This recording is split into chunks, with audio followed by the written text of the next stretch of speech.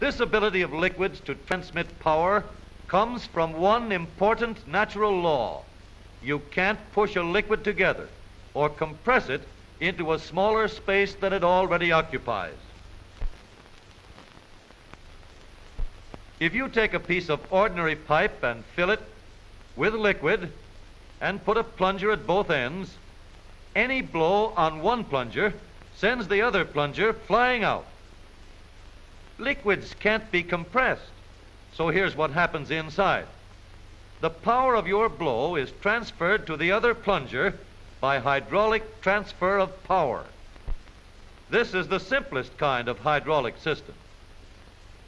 Bending the pipe doesn't affect this transfer of power at all.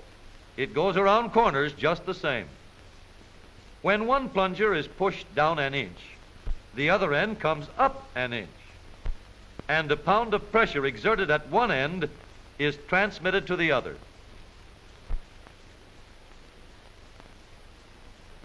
Suppose we have 4 pistons at one end and only 1 at the other.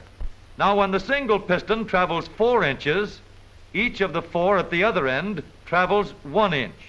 A large piston of the same area behaves the same as 4 smaller pistons. Moving the small piston down 4 inches carries the large piston up only 1 inch, but with 4 times the force applied. This is the principle on which commercial and industrial hydraulic systems are based. Down in Dixie,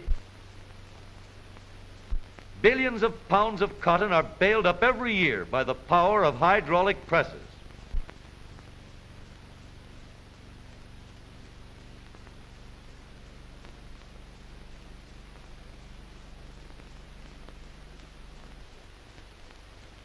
With Uncle Sam's long-range guns, not only are power and reliability needed, but minute precision is required.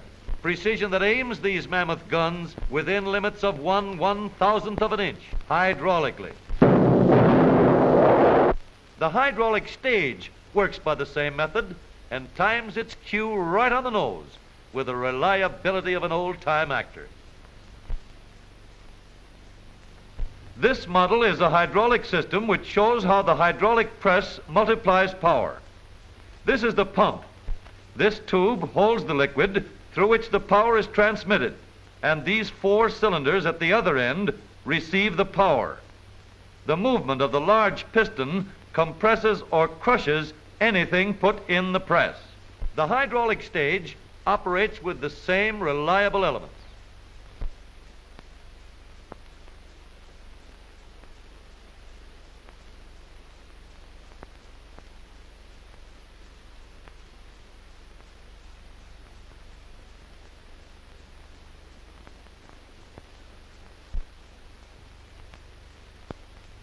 The accurate hydraulic transmission screw in the coast defense guns is more complicated, but in principle, it is the same as the lift and the press. In any hydraulic system, regardless of how many cylinders are attached to a master cylinder, each of the small cylinders receives the same amount of pressure and moves the same distance as the others. This principle is used in the latest application of hydraulic transfer of power, stopping the modern motor car. The master cylinder is placed under the brake pedal, and a power cylinder is put in the brake of each wheel.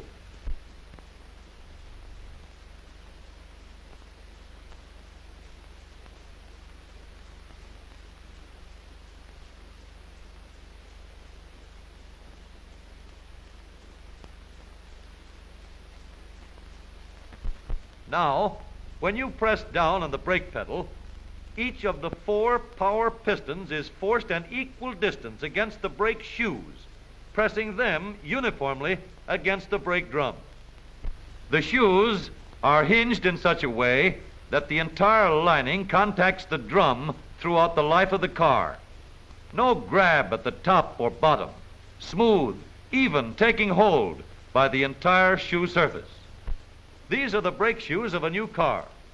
Let's paint this pair black and examine the wear they take.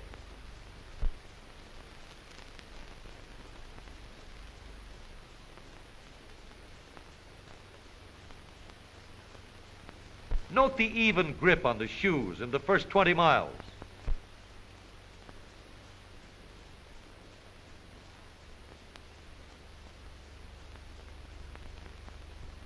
Perfect contact at 5,000 miles.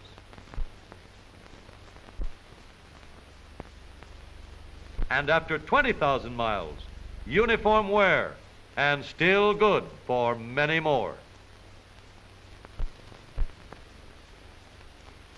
For durability, the linings must be hard, uniform, and unaffected by moisture. All else being equal, long life and effectiveness of the brake depend on the amount of material contacting the drum. Brake drums must be wide and large in diameter, smoothly machined on the inside. A car that takes 90 horsepower to go from a dead start to 60 miles per hour in 20 seconds can stop in 4 seconds, but it takes 450 horsepower in the brakes. The final safety and control of the car depends on the construction of the brake itself. It is the brake itself that stops the car, not the hydraulic control. Perfected hydraulic control transmits the power from the foot pedal to the brake itself and gives you the sure, quick stopping safety of the modern automobile.